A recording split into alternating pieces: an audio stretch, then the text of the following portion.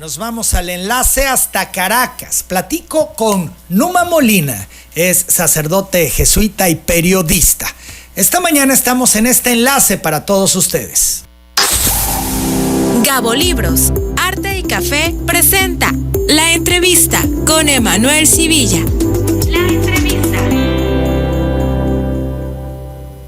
Numa, ¿cómo estás? Muy buenos días, qué gusto saludarte. Hola, Emanuel, el gusto es para mí, gracias por contactarme, por la participación.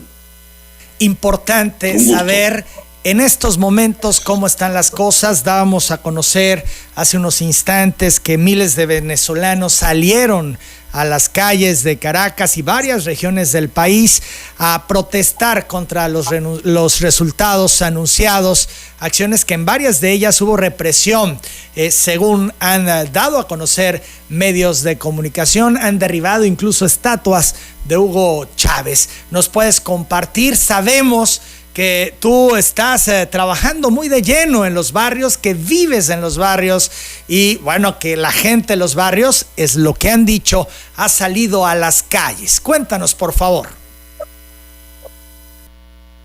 Emmanuel, voy a tratar de ser lo más objetivo posible y ojalá que esta entrevista también sirva para mis hermanos venezolanos que viven en el exterior y que muchas veces la mediática internacional nos intoxica de muchas mentiras y nos hace mucho daño, nos echa a pelear como hermanos, nos echa incluso a odiarnos los que están en el exterior, a odiarse unos con otros porque piensan distinto. Eso es doloroso. ¿Qué está pasando aquí? Tú acabas de decir, eso es lo que circula en los medios internacionales.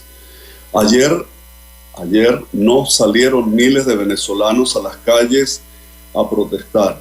Salieron bandas organizadas de delincuentes, porque los que han agarrado hasta ahora son todos o están solicitados por la policía o han estado o están bajo efectos de alguna droga. Y muchos de ellos han dicho que han recibido aportes de dinero para generar estos conflictos. Porque es muy extraño que en un sector popular los mismos del barrio se agredan unos a otros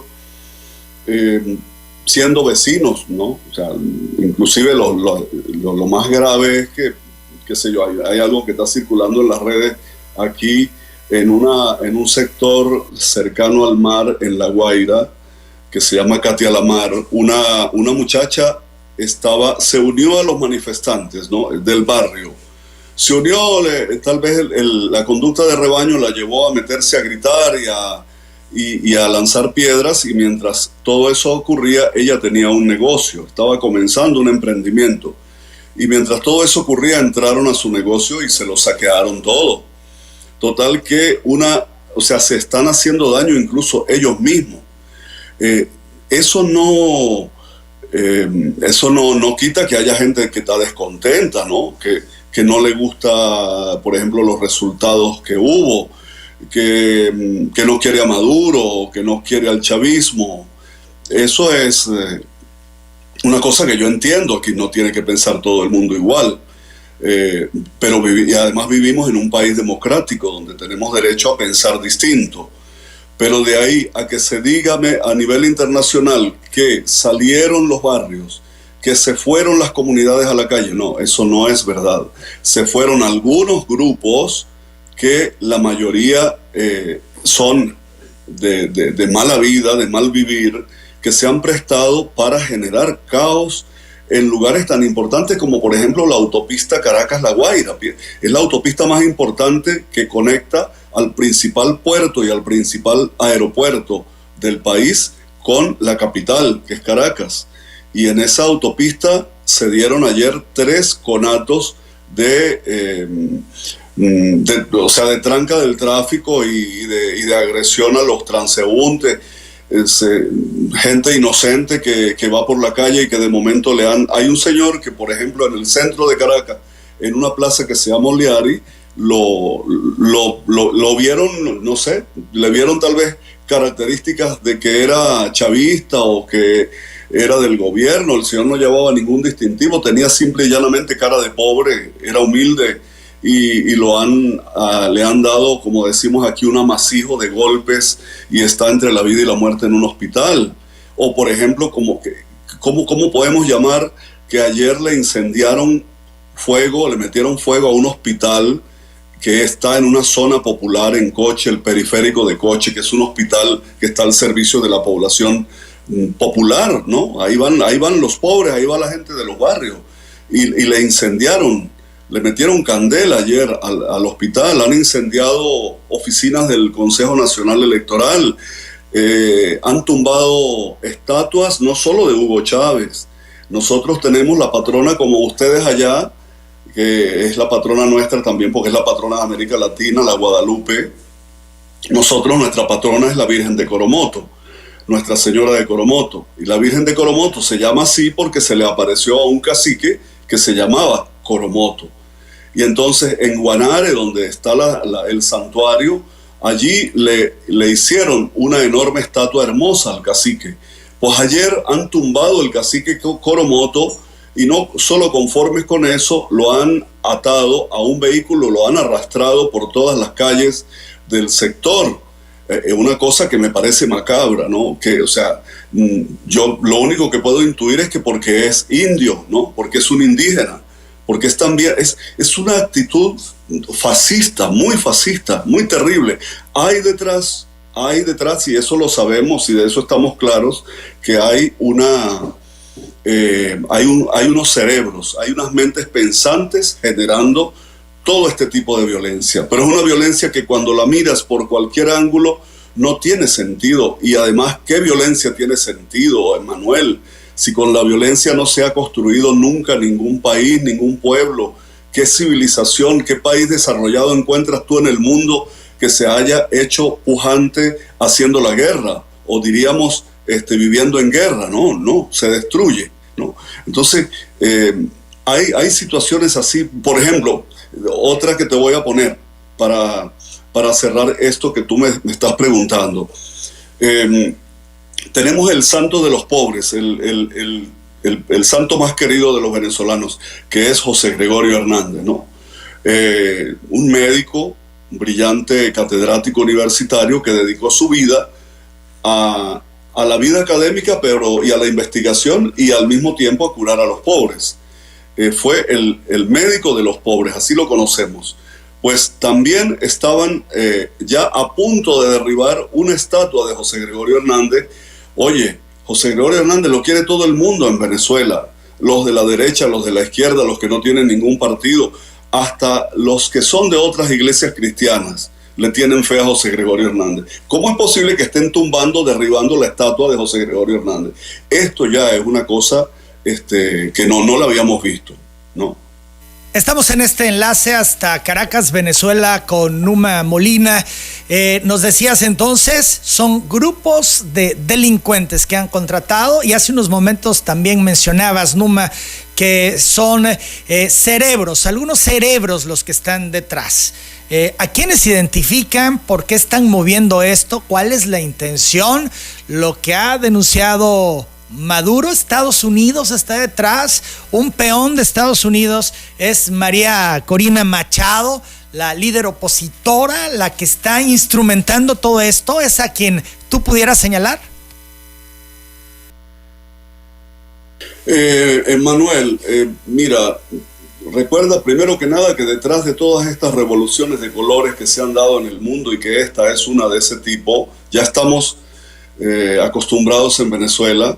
Desde que comenzó la etapa revolucionaria con el comandante Chávez, eso ha pasado, y son los mismos actores de hace 22 años. Hace 22 años hubo el sabotaje a la industria petrolera, nos cerraron la industria petrolera y la destruyeron, perdió el país más de 31.000 millones de dólares en esa huelga petrolera, y ahí aparece la presencia ya para ese momento de María Corina Machado, de Leopoldo López, de personajes conocidos que han estado conspirando. Es decir, que no es el modo de hacer política. Yo digo, si toda esa inteligencia que tienen para generarle dolor al país, para generarle dolor al pueblo, la utilizaran para hacer la buena política, serían tremendos políticos. Yo los apoyaría también, seguramente, si toda esa inteligencia la pusieran al servicio del pueblo y no para destruir. Piensa tú, por ejemplo, aquí hemos sufrido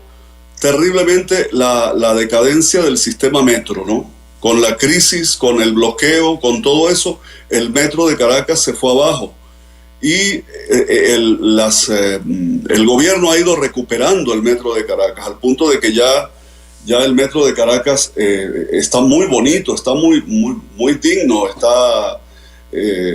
incluso era un modelo de metro en América Latina y se está volviendo a eso. Pues ayer quemaron, creo que 2 o 3 estaciones de las que se han recuperado del metro de Caracas. Entonces, hay un interés detrás de generar caos y sobre todo de sembrar, yo no dudo que hay personas, y eso lo veo en los barrios, porque yo me quedo impresionado. Por ejemplo, el barrio donde yo vivo, aquí esto fue construido totalmente desde lo que se conoce aquí como la Gran Misión Vivienda Venezuela, que ya ha construido 5 millones de soluciones de vivienda, la mayoría apartamentos y casas para los pobres. 5 millones, hay que ver lo que eso significa, ¿no? Esta es una ciudad que tiene, una ciudadela que tiene 137 edificios. Todos, aquí no había nada, esto es una montaña y aquí no había nada. Esto está construido todo por el gobierno en tiempo de Chávez y después lo terminó Maduro. Aquí tenemos unos servicios públicos de primera, lógico, con las deficiencias muchas veces por el tema de las mismas sanciones, la crisis que eso ha generado. Pues algunas veces el transporte falla, pero qué sé yo, hemos pedido transporte y nos llegan 10 autobuses para resolver el transporte. Hemos pedido un liceo más amplio, más grande, porque la población estudiantil había crecido y nos hicieron un liceo hermoso con instalaciones de sobra. Hacía falta un hospital, hemos pedido un hospital y nos lo entregaron el viernes pasado. Un hospital con todos los servicios. Entonces, ¿cómo es posible que tú te encuentres aquí a personas que están disgustadas con el gobierno, con Maduro, que salgan a decir libertad, libertad, cuando aquí todo el mundo vive con libertad, tanta libertad que hasta tiene libertad de tener su médico en el urbanismo? No, el hospital no lo hemos podido abrir justamente por esto, ¿no? Que ha sucedido, pero está con equipos de última tecnología, Manuel. Entonces, oye, es como si tú eres mi vecino y yo te sirvo y estoy pendiente tuyo, y resulta que el día menos pensado tú vienes y me agredes y te pones en contra mía y te conviertes en un enemigo. Es una falta de caridad cristiana, es una falta de gratitud cristiana mínimo, ¿no? Yo lo veo desde ahí, desde el punto de vista cristiano. Entonces yo no les pido que tienen que ser chavistas o del gobierno, de la revolución o de la oposición, no, simple y llanamente que nos respetemos y que valoremos lo que es de todos. Entonces ha habido una guerra. Concluyo diciéndote que detrás de esto está lo que tú también como comunicador debes saber: la guerra cognitiva. La guerra cognitiva que te comienzan a vender una idea 1000 veces, 2000 veces. Eso es gebeliano, eso es del tiempo del fascismo, pero que hoy fue acuñada por la Cámara de Diputados de los Estados Unidos en el 2019. O sea, concluyeron que existe una guerra cognitiva y que la guerra cognitiva se manifiesta en un sesgo. En el sesgo cognitivo se conoce, esa es como la acción, esa es como la muestra. ¿Cuál es el sesgo? O sea, ¿por quién te decantas? Te pongo un ejemplo. Comenzaron a decirle a los europeos: los rusos son malos, los van a invadir. Los rusos son malos, los van a invadir. Los rusos son malos, los van a invadir. Y llegó el momento en que hasta estuvieron de acuerdo que les cortaran o que implosionaran el Wall Stream, el oleoducto que traía gas para toda Europa, y ahora lo están pagando al doble a los Estados Unidos, porque los rusos son malos y nos van a invadir. Y dejaron hasta de leer literatura rusa, y dejaron hasta de aceptar, ya no aceptaron los deportistas rusos. O sea, es un sesgo cognitivo, y tú le preguntas a cualquier europeo y no te sabe dar explicación. Y te lo digo porque estuve hace poco, por 4 meses en Europa, y en algunas actividades académicas, y uno dice, oye, pero aquí algo pasa. ¿Cómo es posible que seamos capaces de afirmar semejante cosa cuando eso nos está haciendo daño a nosotros mismos? Y es el caso de Venezuela. Estábamos bien, en el sentido de que hasta ahora llevábamos ya, yo creo que 18 meses de crecimiento económico constante. La inflación se detuvo, la inflación es de un dígito. O sea, el emprendimiento por todas partes te encuentras. Nosotros aquí importábamos antes de las sanciones el 80 o 90%, no estoy seguro, de lo que comíamos. En este momento Venezuela está produciendo el 97% de lo que consumimos.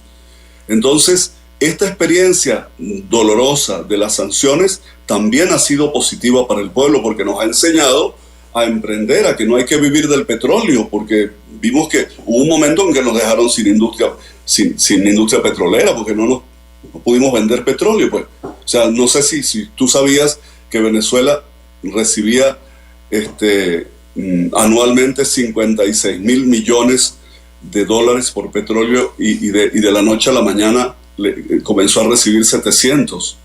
O sea, de 56 mil millones a 700. Es como que tú ganes allá $900 y que de momento te quedes ganando $10. ¿Cómo haces para sobrevivir, para mantener tu familia? Eso nos pasó, pero nos levantamos, ¿no? Entonces, en este momento que estamos levantándonos, que vamos adelante, ¿por qué no ayudarnos como país en lugar de generar violencia y generar caos que no nos lleva a ninguna parte? ¿Qué ganamos los venezolanos destruyendo un hospital que cuesta tanto dinero, ¿no? Quemando un hospital, por ejemplo, que es donde va el pobre, que es donde va la parturienta del barrio, ¿no?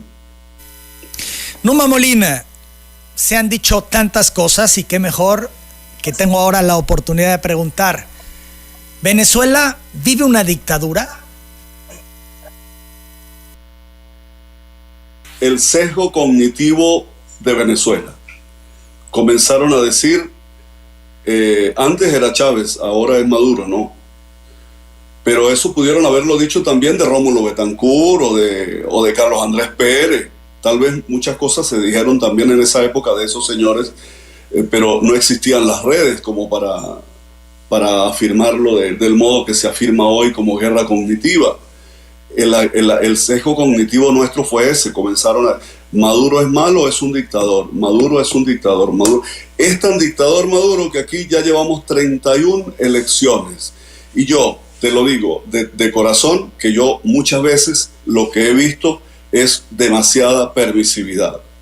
Y que más bien, yo digo, esto en otro país, cualquiera que vaya a hacer esto en otro país, ya estaría preso hace rato.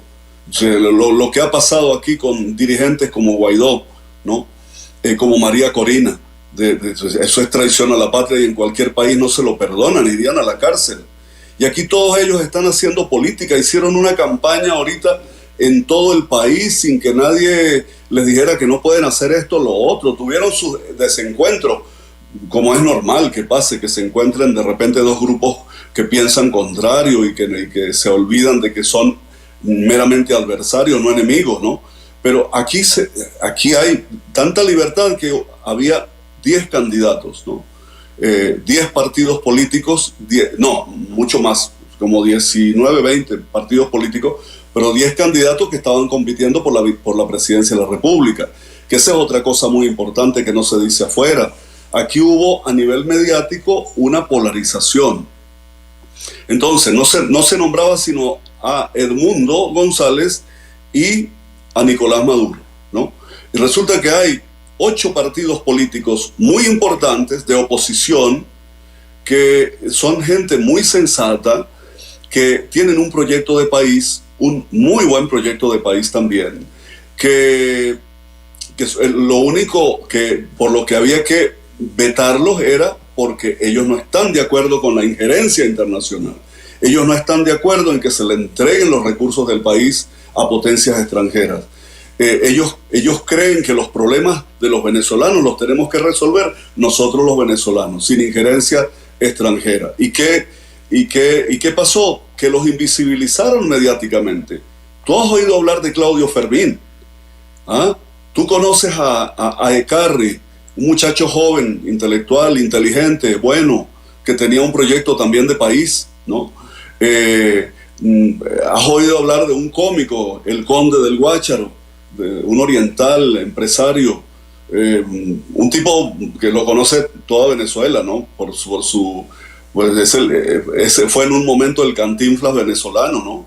Y resulta que ellos, incluso fue tal el silencio mediático, que ellos, cuando el Consejo Nacional Electoral dio los primeros resultados, que ya se decía que eran irreversibles, inmediatamente reconocieron el triunfo de Maduro. Y eso no salió en las redes, eso no salió en los portales, eso no salió en los medios, no se decía nada, había un silencio ante lo que ellos decían. Por ahí al día siguiente comenzaron a salir las manifestaciones porque se filtraron en las redes. Entonces hay 8 candidatos más que no los están nombrando y que yo los considero gente muy buena, de oposición, claro, de oposición a Maduro, fuerte. Está José Brito también, un diputado que se lanzó a la campaña por Primero Justicia. Y es un tipo muy claro también en sus definiciones como político, y ninguno de ellos fue tomado en cuenta. Es una cosa que hay que preguntarse y que debe saberlo el mundo.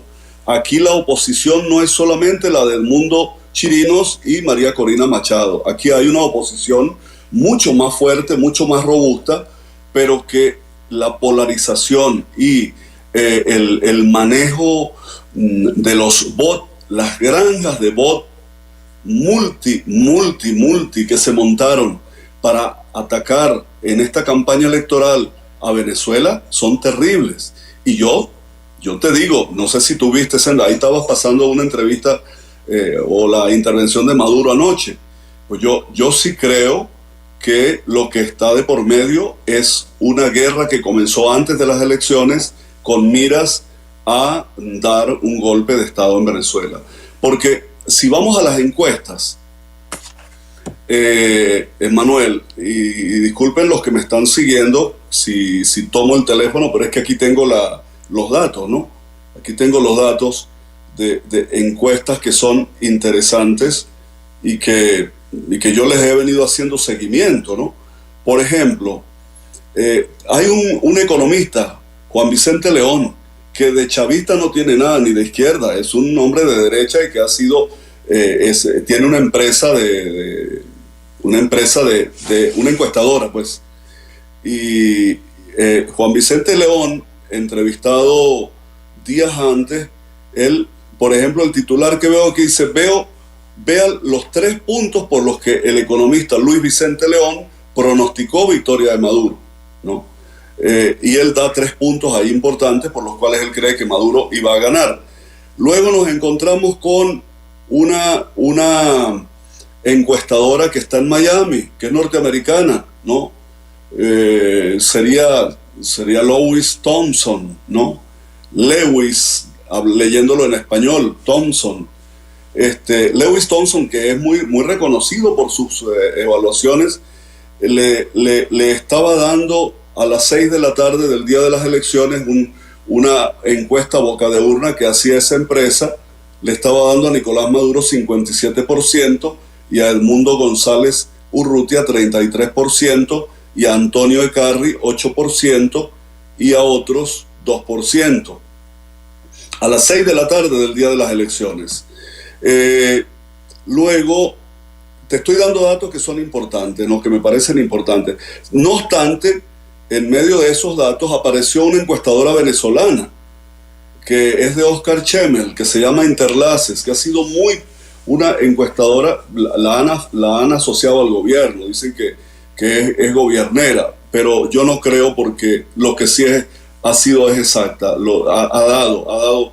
Esta era mucho más, diríamos, conservadora en las apreciaciones.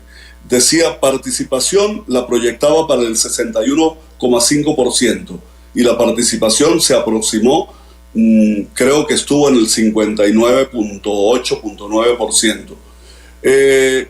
Nicolás le daba a las 6 de la tarde a Nicolás Maduro 54,57 y a Edmundo González 42,82. Eso era lo que decían las encuestadoras ese día en la tarde. Ahora, hay algo muy interesante que a mí me impactó mucho, después no se ha sabido más nada, y es que Kamala Harris se pronuncia a las 6 de la tarde, la vicepresidenta de los Estados Unidos, diciendo que apoya al gobierno, que se solidariza, que algo así como que festeja lo que el gobierno venezolano, lo que el pueblo venezolano ha decidido en las urnas electorales. O sea, era como que ya, y que dice, y seguiremos trabajando para que la democracia mejore o algo así, para que sigamos viviendo en democracia en ese país. O sea, lo está diciendo la vicepresidenta de Estados Unidos. No está diciendo hubo fraude, no está cantando fraude, no. Numa Molina, vamos a la pausa, regresamos, seguimos platicando. La gente en Venezuela vive feliz, está contenta con los resultados del gobierno de Maduro. Volvemos de nuevo hasta Caracas, Venezuela, en breve. Seguimos en este enlace hasta Caracas, Venezuela, con Numa Molina. Preguntaba antes de la pausa, ¿la gente vive feliz, está feliz?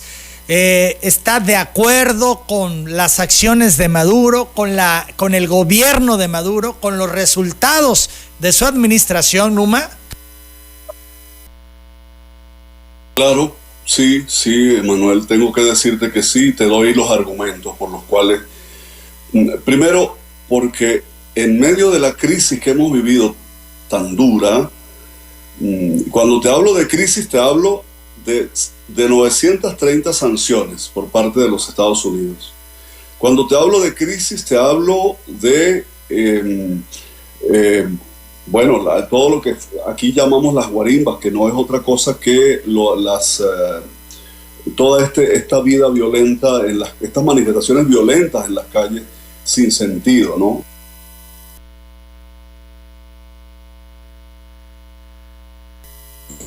Bien, la pandemia, al punto de que intentaban que nos muriéramos todos los venezolanos, sería porque no nos querían vender vacunas, sino ha sido porque Rusia y China nos vendieron las vacunas.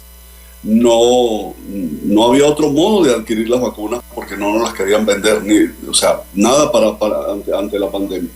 Y ante todo eso, Maduro ha resistido como presidente. Cualquier político en cualquier país no aguanta una cadena de acciones tan violentas como, por ejemplo, que nos saboteen el fluido eléctrico del país y que dejen el país a oscuras durante 7 días. Eso es gravísimo. Que comenzando la pandemia nos quemaran un galpón donde había más de 2.000 máquinas del Consejo Nacional Electoral que sirven para los procesos electorales, y además máquinas de las que usamos en Venezuela que son que blindan el proceso electoral por la cantidad de chequeos, se me fue el nombre en este momento, que se hacen antes y después del proceso electoral. Bueno, todas esas máquinas fueron quemadas. Y ante todo eso, Maduro ha estado siempre invitando al diálogo e invitando a la paz. Eso es algo que como venezolanos el pueblo se lo reconoce, ¿no? No es que sea un modelo, no le vamos a pedir perfección, pero dentro de todos los líderes que hemos tenido en este momento de crisis que ha vivido el pueblo, es Maduro la persona que ha sabido llevar a buen puerto al país. Y cuidado si al continente, porque yo te digo, ves cómo todas estas agresiones a Venezuela han afectado, porque han generado una estampida del pueblo en masa migrando, ¿no? Venezuela no era un país de inmigrantes, de inmigrar fuera, ¿no? Pero claro, a ver, si te dejan con de 56 mil millones de ingresos, te dejan con 700, lo que tiene que venir es una gran crisis, lógico, para todos. La escasez de alimentos, la escasez de medicamentos, no había trabajo. Todo eso se ha ido recuperando y es ahí donde yo veo, es más, ahorita, antes de que fueran las elecciones, fue una etapa como del semestre que estamos terminando. Primero, de crecimiento económico. Segundo, de paz social. Mira, no había habido tanta seguridad en Venezuela como en estos últimos tiempos. Porque aquí llegó el momento que ya tú no podías sacar un celular en la calle porque te lo arrancaban, te lo robaban, ¿no? Ahora ya tú veías a la gente con un celular, con un móvil en la calle, hablando tranquilamente o usándolo en el metro, en el autobús, sin correr el peligro de que te lo van a arrebatar, ¿no? Y la gente emprendiendo. Yo me encontraba con personas que conocía o que conozco de los barrios que de momento, no, ¿qué hiciste? Bueno, no, monté una fábrica de pastelitos. No, tengo ahora una fábrica de cualquier cosa, ¿no? Y eso ha hecho también lo que te decía, que estemos produciendo el 90% de lo que consumimos. Porque la gente, el que tenía un terreno se puso a cultivar. Y es como los que se negaron a irse, los que se negaron a emigrar, ¿no? Se quedaron aquí construyendo el país. Y esa gente está feliz. Está bien. Además hay una cosa que nosotros tenemos los venezolanos, y ustedes coinciden mucho en eso con nosotros, porque ustedes también son caribeños en Tabasco, ¿no? Nosotros somos del Caribe. Nosotros somos alegres, montamos una fiesta fácilmente teniendo ahí no sé, ustedes un tequila, nosotros un ron, y ya tú ves a la gente celebrando. Entonces, desde ese punto de vista, hasta idiosincrásicamente, es un pueblo muy alegre, muy feliz. Y te digo, había esa armonía que se rompió con estos hechos de violencia que yo espero que no sigan, que yo espero que esto se resuelva y que lo resolvamos desde la alta política, que lo resolvamos alrededor de una mesa de diálogo, que lo resolvamos bajándole a la violencia, entendiendo que con violencia no se resuelve nada. Como les decía al principio, no conozco ningún país en el mundo que se haya hecho un país próspero haciendo violencia o haciendo la guerra. ¿Cuál es la postura de la Iglesia en torno a todo esto que está ocurriendo en Venezuela? Te pregunta, porque primero vamos a diferenciar las dos iglesias, ¿no? Una es la iglesia pueblo de Dios y la otra es la iglesia jerárquica, la institución eclesial, ¿no? Que es la minoría, ¿no? Es la minoría. Yo me recuerdo de un compañero que era laico colombiano que estudiaba en Roma comunicación social en la Pontificia Universidad Gregoriana, donde yo también en mi tiempo, cuando yo estudiaba allá, y resulta que este amigo, ahí había muchos sacerdotes y religiosas de todo el mundo que estudiaban comunicación social y creían que él era un cura joven, ¿no? Así, un joven como tú. Y entonces un día le dicen, pero y es que tú no eres sacerdote. Y en un pasillo, en un receso, y él dice, no, yo soy laico. ¿Y cuál es el problema si nosotros somos la mayoría? Así es, los laicos son la mayoría de la iglesia. La iglesia no son los curas y las monjas, la iglesia es el pueblo de Dios. Pero esa iglesia institucional, lamentablemente, le ha faltado, yo diría que mucha inteligencia política en estos tiempos, y ya no es en este momento mediadora. Ha perdido esa capacidad de mediadora porque se ha parcializado, yo diría que totalmente, con la oposición venezolana. Y no con la oposición, con la sana oposición, sino con la oposición de ultraderecha, que es lo más grave. En esta campaña electoral que acaba de terminar, yo vi hermanos sacerdotes, obispos o sacerdotes, pero con unos discursos que uno decía, pero ¿y este no entenderá que en su parroquia, que en su diócesis tiene de todo? Mire, yo tengo un programa todos los domingos a las 8 de la mañana que se llama La Santa Misa, a través del canal del Estado Venezolana de Televisión. Ya hace 12 años que soy capellán del canal. Y yo tengo tanta gente que me sigue, gracias a Dios, opositores y chavistas, y otros que son independientes. Eso, todos siguen la misa porque en la misa ellos lo que encuentran es la palabra de Jesús, es el Evangelio de Jesús, explicado como para llevarlo a la vida, en el barrio, en la urbanización, en la familia. Nada de política. Pero aquí te encuentras con situaciones en que en una parroquia el espacio de la homilía del sacerdote es un discurso político, es utilizado para arengas políticas. Entonces, la posición de la iglesia aquí ha sido de verdad muy, muy desatinada en este momento político que vivimos. Y eso también ha llevado a que la mayoría, o que una gran mayoría de católicos y católicas hayan decidido quedarse al margen o irse con las iglesias evangélicas. Numa Molina, para entender bien, en el momento en que se está en Venezuela, se está generando un clima de violencia que está procurando, que pretende un golpe de Estado. Esto es, que la oposición encabezada por María Corina Machado no pretendía ganar las elecciones, sino llegar a esta situación de descomposición en Venezuela para tratar de lograr el golpe de Estado. ¿Es eso lo que nos has referido? ¿Lo estoy entendiendo bien? Eso es lo que parece, porque cuando tú miras los que estamos aquí y vemos toda la trayectoria, todo lo que ha ocurrido desde antes,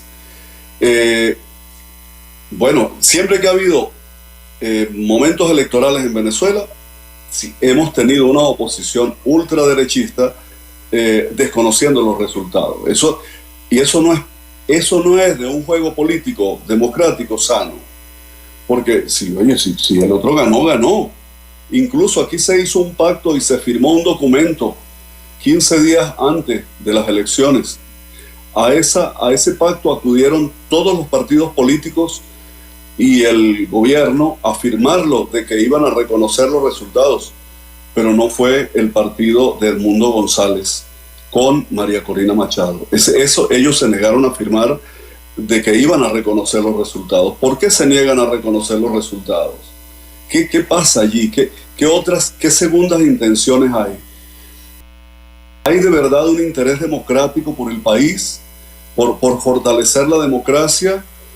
Porque eso es lo que importa. El país en este momento, o sea, que hubiera ganado cualquier partido de la oposición y que estuviera organizando un nuevo proyecto de país. Bueno, ok, no nos gusta el proyecto del chavismo, de Maduro, vamos a montar un proyecto nuevo, diferente, está bien, o sea, y lo evaluamos y el pueblo lo evalúa y dentro de 6 años se le reelige o no se le reelige, pero no puede ser que después de cada proceso electoral en Venezuela lo que tengamos es un momento de zozobra, de dolor, de muerte, de familias heridas que pierden un familiar, de cosas, diríamos, de estructuras que son de todos destruidas. No puede ser que después de cada elección lo que tengamos es un periodo de violencia. Ese tipo de oposición no lo queremos, porque no está para ayudar al progreso del país. Eso es lo que está pasando en Venezuela en este momento, y lo que repudiamos. La mayoría de los venezolanos estamos en contra de eso. La oposición está en contra de eso. La oposición sana de Venezuela no quiere eso, y ya no sé si tú lo sabías, Emmanuel, pero aquí hubo líderes que incluso pertenecieron al partido de Edmundo González y de María Corina, que se retiraron de la contienda, que renunciaron a pertenecer al partido de Edmundo González 8 días antes. Incluso grupos de ciudadanos, de jóvenes, que estaban en una cosa que ellos llamaron los comanditos, que se retiraron se retiraron y se manifestaron públicamente: vamos a apoyar a Nicolás Maduro, o vamos a apoyar a Scarry, o vamos a apoyar al otro, pero se deslindaron porque vieron que lo que estaba en el fondo era una agenda de violencia. Numa Molina, agradezco mucho estos minutos, interesante conocer tu posición, conocer tu visión de lo que está ocurriendo en estos momentos en Venezuela. Yo hago votos porque la violencia no siga penetrando como le está ocurriendo en estos momentos. Por supuesto que nos pronunciamos por la paz. Gracias, Numa. Manuel, yo también me pronuncio por la paz. Siempre he sido un pacífico e invito al pueblo venezolano, a los venezolanos que me siguen y que me ven, por favor, apostemos por la paz, por la fraternidad. Vamos a darnos un abrazo en lo que nos une, que es Bolívar, que son los colores, el tricolor nacional, que es nuestra historia, que son nuestros antepasados. Unámonos en ello, busquemos lo que nos une, no lo que nos divide. Muchas gracias, buenos días. Las 8 de la mañana con 24 minutos, Numa Molina compartiendo él pues su visión de lo que está ocurriendo, su posición en torno a los hechos violentos, a los resultados electorales, a la posición de la oposición. Ya decíamos, María Corina Machado ha afirmado que tienen el 73.2% de las actas de la elección presidencial y que su candidato, Edmundo González, obtuvo un triunfo apabullante sobre Nicolás Maduro. Es lo que afirman, están pues en una confrontación y ya nos explicaba Numa lo que a él le consta, lo que él ve, lo que él piensa, lo que él percibe. Es su posición y se nos hizo interesante poderla compartir con todos ustedes porque también dista de lo que en general observamos en los medios de comunicación internacional. Por eso hicimos este enlace directamente hasta Caracas, Venezuela.